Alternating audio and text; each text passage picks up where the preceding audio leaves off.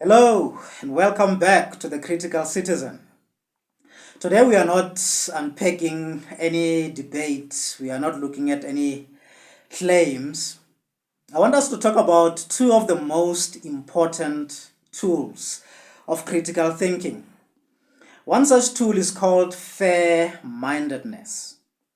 In fact, calling it a tool is an understatement. It's more of a way of life, something that we should constantly try and get better at. What fair-mindedness requires of us is that we should always remember that people are different.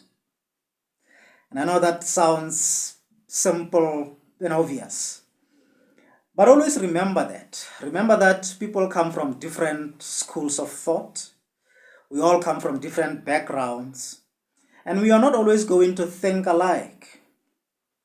So whenever you find yourself in a situation where somebody holds a different view, it's your job to dig deeper until you understand where the other person is coming from.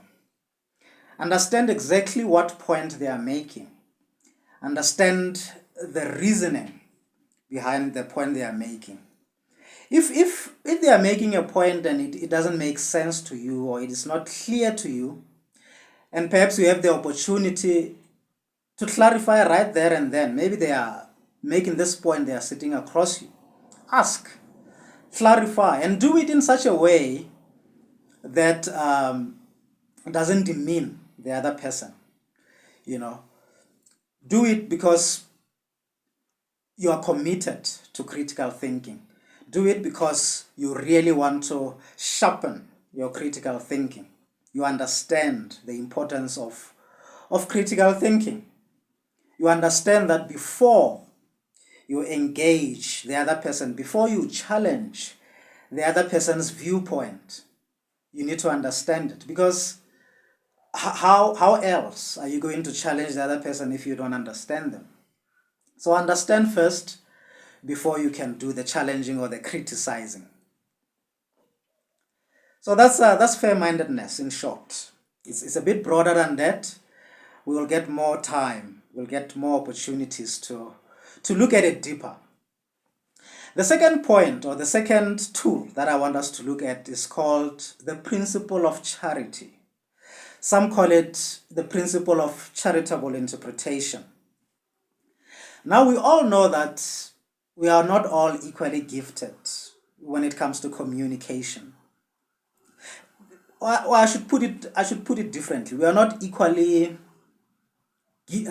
skilled, rather, when it comes to communication. Some people are a little bit more eloquent than others. Some are a little bit more articulate than others. So let's say you are sitting in a room and somebody's trying to make a point, but the point doesn't come as eloquently as they would like it to come across. It's not clear enough, or it doesn't make sense to the people sitting in the room.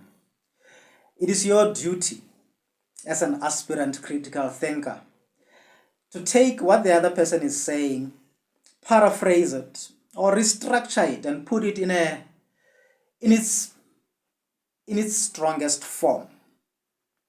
And don't do it to demean the other person, like we said in the case of fair-mindedness.